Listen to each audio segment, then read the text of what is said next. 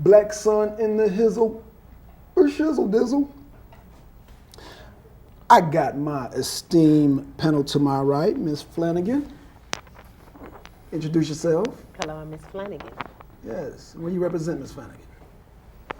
Miss Flanagan, that's it. That's what's up. And to her right, we got Brother David Wiseman. Thank you, sir. How you doing, Dave? Hey, I can't complain. I'm here. All right. Then we got Gidon to his right. In the hizzle, my nizzle for rizzle. And I represent, I hope, Yah, the creator of heaven and earth.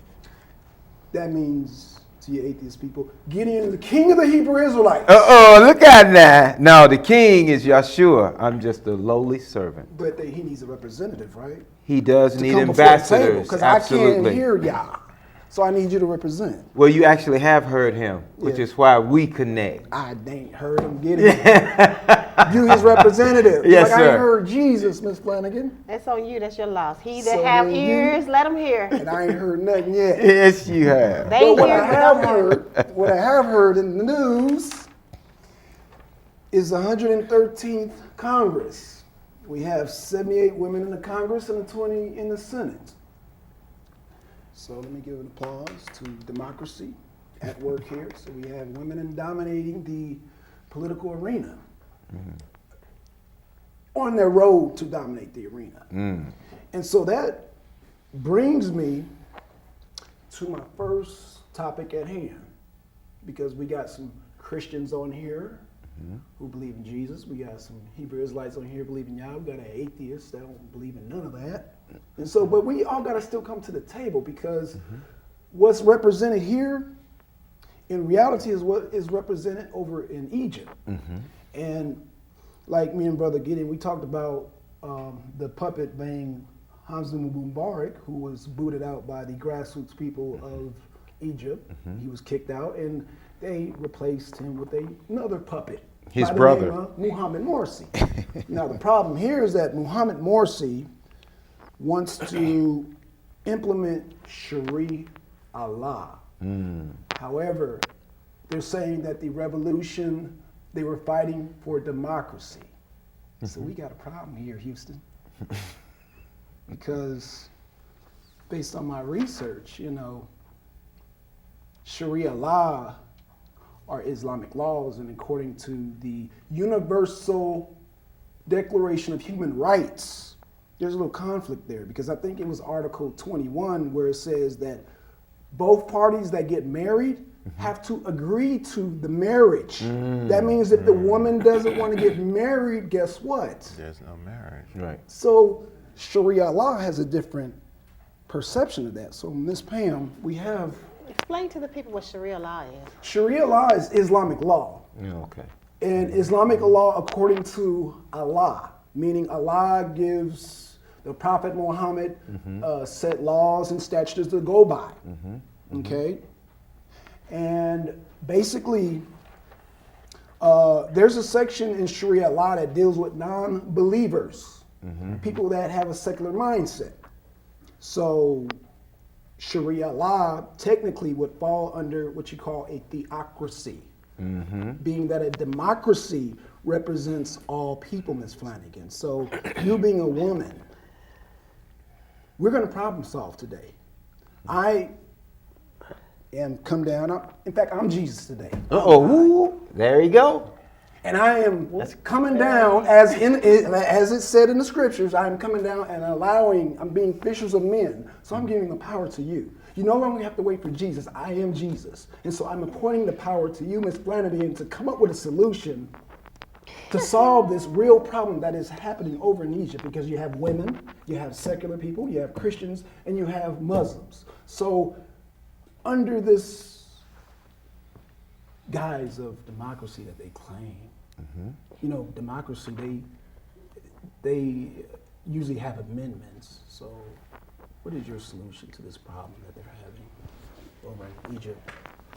Well, first of all, if you just have people that come together for a common goal, if we could all come together for a common goal, Okay. then we can the only problem with coming together for common goals, people bring their own belief systems in trying to determine what the common goal is. Okay. But if we could all just come together for a common goal, what is right, what would benefit the people, that would really help out with some of the solution. Whether it's man or woman, a lot of times you have to make sacrifices, and a lot of times you have to compromise. Simple. So, man, I just can't hit you over the head and say Allah tells you to be my wife. Well, no, Yes. No, you really 'Cause that's can't. what Sharia law states. Right. That you have no say so that you will be my wife. Allah says this and commands this. Well, when And if you don't off with your head, that's what's going on over there. Well, That's when got- you really look at the Think I'm big, joking. when you really look at the big picture, the way the world is going to play itself out, you're going to have a lot of laws that are going to appear to be like Sharia law anyway, because there are going to be laws that's going to tell you how much you can plant, how much you can grow, how much you can work. There's going to be many laws that has nothing to do with being in Egypt. These same laws are going to be implanted into the United States. That's why they have what's called world police. So it's good that we want to fight the laws in Egypt, but you have to know that a lot of these same laws are coming right here to your own backyard. Well, I don't recall, I recall a lot of kids being shot up in the United States, but I haven't recalled a little girl being shot on the bus like in Pakistan because she was going to school for her education. Well, you must not have read in Black history because we were beat down, shot down by water hose Yes, we were. and dogs and everything like that in order to go to school. When I was getting bused in the 7th grade in Louisville, Kentucky, which was one of the best things that had really ever happened, so we had to fight for that integration, although they say integration was a terrible thing. But for me, growing up in an all-black school, we had no heat, no water, overcrowded. Sometimes we had to sit in the hallways, terrible lunches. But once we got integrated into white schools, although we had to drive all the way 35 miles across the school, Okay. across the yard, we had better education, better food, the whole shebang. But I remember that very first day of busing. It was just like on television. Those big red trucks and some white people, they trapped our bus all around, and they were firing those shotguns at us. And then when we got off the school bus, all those white kids were standing outside. They were throwing eggs at us. And so, that was still a fear tactic to make Okay. you not want to go to school, But hey, we continued on. I graduated. Okay. Wow. That's just a little story. You know what? They used to call it Klan-tucky. So believe me, I had dreams about the Ku Klux Klan when I was a little child. That's wonderful, Ms. Flynn. I know you're probably like, how does that relate to Sharia law? Well, give me 1 second, because I want to come to know. Brother Dave right now, because we're on a little time limit here. Okay, well, it all relates though. Yes. Connect. Connect the dots. Hey, You know- connect. It's the United States amendments that allow women into government, allow women to vote, and allow women to be in power, be judges, courts. So let me define amendment. The amendment is the act to change for improvements. And so, dealing with democracy, if you're going to be a real democratic country, my opinion, and Dave, I want you to come in here and give me your solution, because that means if you put Sharia law up in the Constitution, that means it's up for amendments, does it not? It does, but at bottom line, as you really think about it, as we were sitting here and listening to the dialogue of you and Mrs. Flanagan going back and forth, I have not really recognized any type of solution that worked for the people. I'm sitting back here just thinking, I'm like, every time we amend something, regardless of what type of ethnic group that's out there, whatever you put out there that sounds good, that demonic power structure just comes and slams it. So I've just never seen something that just really works. Well, Dave, I have not. I mean, can you point something that has worked out more than 2 years, and someone has came in and not changed it? well, well, we would have to go through history, Dave, because I can look at some of these articles that are beneficial to me, like in the Universal Declaration of Human Rights, it says here in Article 18, everyone has the right to freedom of thought, freedom to change religion or belief or disbelief. So, I think that would help me in that situation. Yes, it would help you in that situation, but we do have executive orders that cancels out everything that you just read about. True. That's true. And so there's an executive orders going on right now today. It's just sitting and stacking and waiting for the cards. Right. Just as though we have the situation out there in Egypt. And we spoke about this a number of times. Egypt is like the shock test for the United States. Mm-hmm. So you have so many different types of executive orders. These people are out there saying, listen, just like you gave an example earlier about, I'm going to marry you. Right. If you don't marry you, I'm going to cut your head off. Right. Well, over here in the United States, they have things so set up with the executive orders, things that you can't say anything. You can't drive your transportation. You can't plant certain types of foods. All these things are set up, and it's just waiting for the people, because here in the United States, just as way you have over there in Egypt, where the people are uprise, the United States will uprise one day. When you have everything in place, it's time to set your things into motion. Because a structure, a demonic structure, a power structure, knows that the people will sit and think. They know certain things are not right.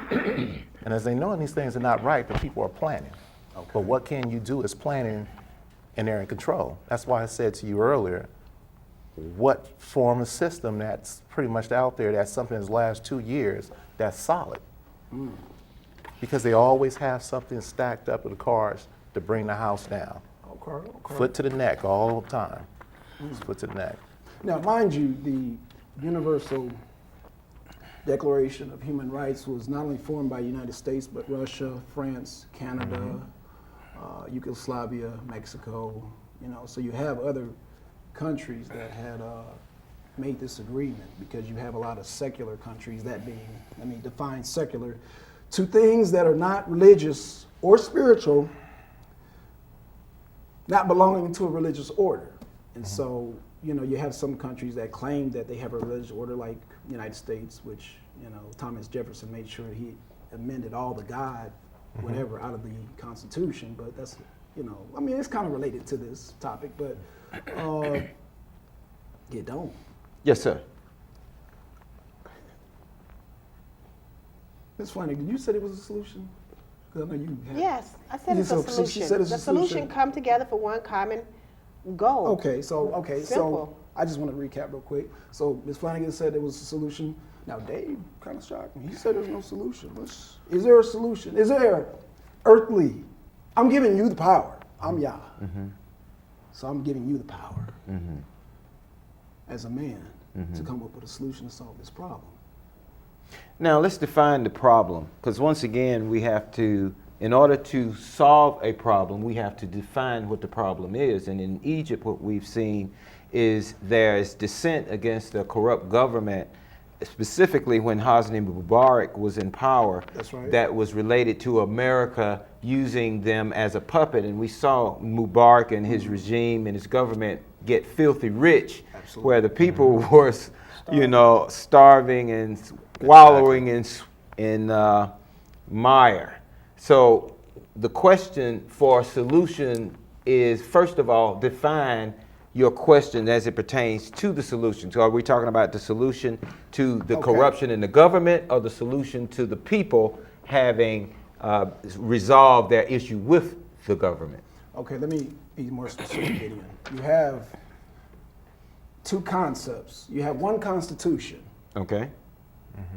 But you have two concepts. One being Sharia law, right? One being democracy, meaning that the democracy on paper represents all people. Sharia law wants all people to fall under Islam. Right. So all the people are not agreeing with it. So absolutely, they're having a dispute. Right. Well, how we define that dispute is really, for me, obviously, I have a predisposition towards Sharia law, because it is the laws of Islam came out of Judaism. Okay. When we look at the concept that opposes it, we have to look at demonocracy, or the American agenda of capitalism that fuels their agenda on the planet, which is world domination. Okay. So Sharia law at its base is peace. It's about peace of all men, but in America, they have created an adversarial relationship with Islam because they have strong family controls and mechanisms, i.e. the Arab League, that are trying to control ancient land boundaries because of the resources that are there, that America, through its capitalist manifesto and globalist militaristic agenda, is trying to control. So there are those, Sharia law, I believe, will obviously incorporate this move for unification and peace within the region, but because capitalism fuels the opposite position, there will never be peace. You can't blame this on capitalism. Oh, absolutely it is. It's What's about capitalism? resources. It's all about resources. God, Okay. gold, Oil, oil, diamonds. That's right. That's America's God, beloved. So you're saying that the Sharia Don't forget law drugs. will set balance to this. Absolutely it will, because it's based on the principles of Yah, and basically it forms an alliance with family. See, in America, what you really don't realize is that the war is a gender war. America hates the Arab League nations because they still have multiple wives, they still have control of their families, they still have a theocracy that you, being the king of the atheists, are developing yourself and don't even know it. You see, that's why I got the fact book here. 'Cause in Egypt, it's funny because in a democracy, the Egypt, just like in America, Yes, sir. the women outnumber the men. So you probably have women that want to be multiple wives, Ms. Flanagan. But therein lies the comparative or the directive of culture. Culture defines what you are allowed to be able to have and your resources, and it develops a historical pattern from which you can follow. And unfortunate, you're sharing husbands anyway over here in America. No doubt. Husbands, Exactly. boyfriends, you might not agree to it, but you're really sharing the boyfriends, the husbands, the old dudes. Exactly. Women are sharing. OGs. Okay. The Hey. And the Dave, 'cause STDs. we- Yeah, the AIDS. David, okay, we've heard Ms. Flanagan talk about, men and women Oh, God, dating, playing that was just fun. the was game. fun. Hold on, the dating game. But my thing is, you have democracy. Now, he talked about culture, so now you have a problem here because you have women outnumbering the men, and they're saying no. So if they go on a democratic system, I mean, like I said, it represents all people. So what Gideon is saying, based on a theocracy, that everybody has the culture of Islam, and there's people over there saying no. There's people wearing clothes just like Miss Flanagan here, saying no. Right. We don't want to be many wives. We don't want part of that culture. So we still have a dilemma here. So Gideon, I heard a solution, but you still have issues here. So what do you do with the people that are not agreeing with this culture per se? The people agreeing with the culture, with not agreeing with the culture, usually things will pan out. Either it's going to pan out to the left or pan out to the right. It's either going to pan where they get into an agreement and try to work a certain thing out, or you get into agreement to stand still and say, I'm not budging. I'm not moving up off of what I'm moving up off of. And that is pretty much everywhere. That's true. And That's why pretty we much get right. everywhere. And I'm You glad, know, I'm glad you said that, because when the caller calls, what that got to do with us? It got everything to do with us, because it's a representative of what we're about to go through. Can I say Sure, something? Ms. This is why they mess with the minds of children. If we can brainwash children at an early age and infiltrate information into children at an early age, indoctrinate them, and build culture with the children by the time they are at the voting age and at the age to be able to hold a political position, they already pretty much have your mind where they want it to be. So if they're looking for democracy, or if they're looking for Sharia law, all the children, because sometimes it takes things 20 to 30 years before it come to pass anyway. All these old people are going to fight, rebel, die off. But right now, they don't really care about you. They are working on the children. That's right. So by the time they really want it to come to pass, the children are already indoctrinated Exactly. to this process anyway. So, Ms. Flanagan, would this be a process of actually, let me just say, let me read this real quick, of booting out democracy, and before you answer that, let me just read the statistics of the religions. Let's just say culture. You got Sunni Muslims, which are 90%, and you got Coptic Christians, and you got other Christians being 1%. So part of democracy, you talk about the children, right? I know in Pakistan, Malala Yousafzai was shot in the head because it's not customary for their children, girls, to be educated. However, in the Universal Declaration of Human Rights, in Article 19, it said everybody has a right to an opinion.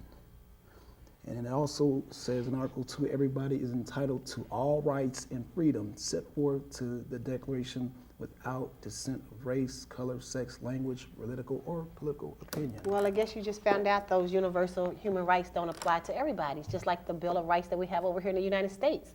Because of you are a certain color, a certain gender, you get treated a certain way no matter what the law says, no matter what is written.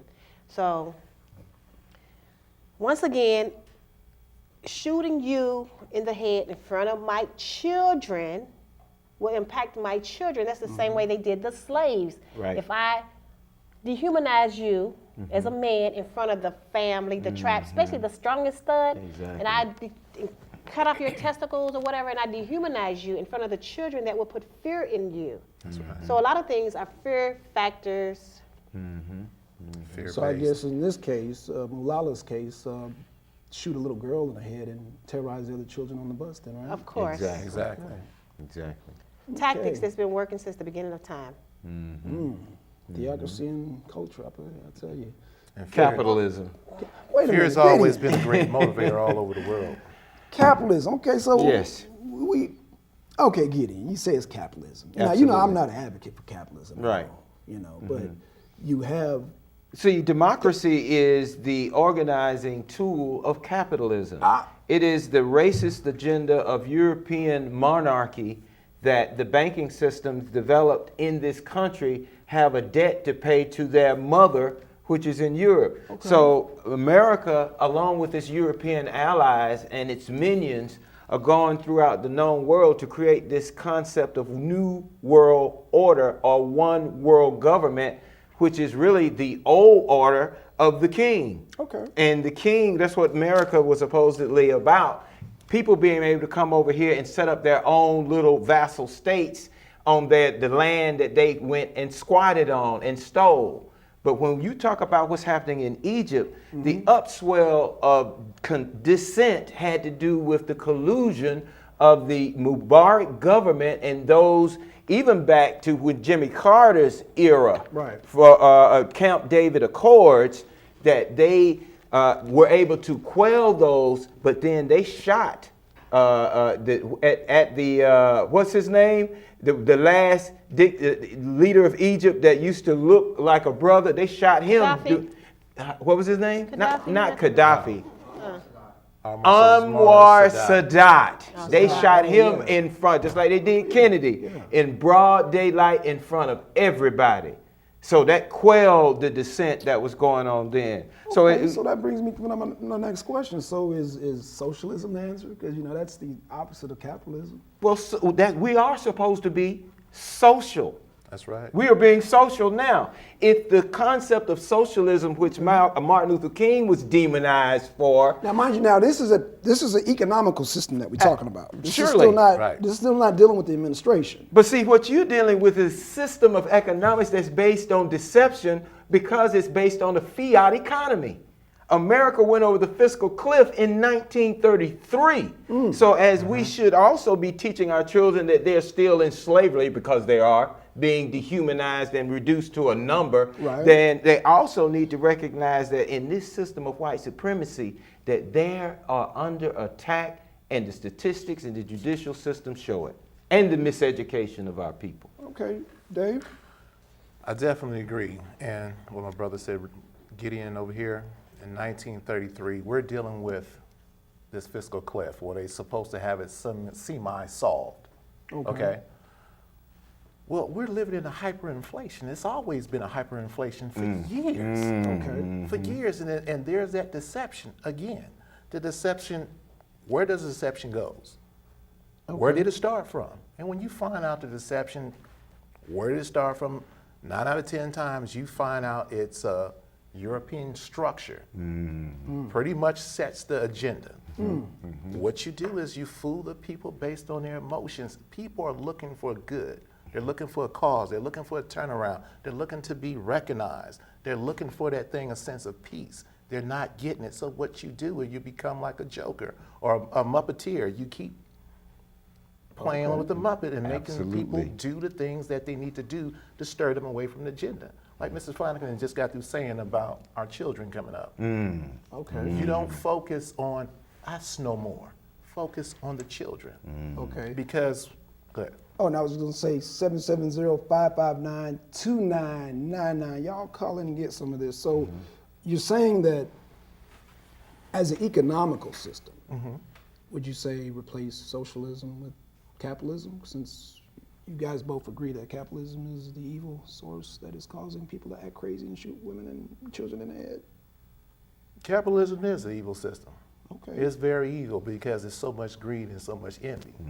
You know, people who sitting at the table, just take it as if we were in here and there was other people at the table.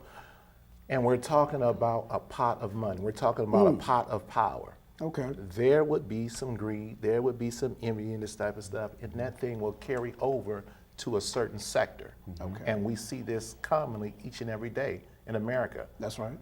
What bubbles up at the top filters at the bottom, and what filters at the bottom is never recognized because it always started at the top. Ms. Flanagan, I know you're chief. We've talked about capitalism and socialism.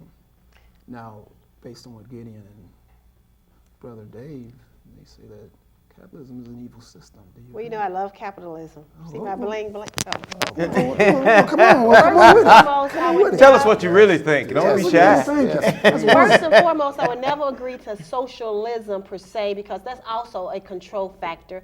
Control how much money I get, how much I eat, when I get it. Socialism at its best. Now, because you said one important thing. You said a pot of gold. We have a pot of gold. Remember, the king is never going to participate in what the peasants get. So the king, the leaders, the world bankers are going to always get their 1%. And then we're going to have our little socialist group. We're going to have to fiddle and faddle after they divide up what is left in the little socialist pot amongst us four. The king is never going to participate with the peasant. Never, ever, ever. Never has been, never will be. That's why you have dictators in the richest country, the poorest countries, but they're living like a king. So, Ms. Flanagan, are you saying that there's no solution to this No, problem? there's always a solution, but it's not socialism.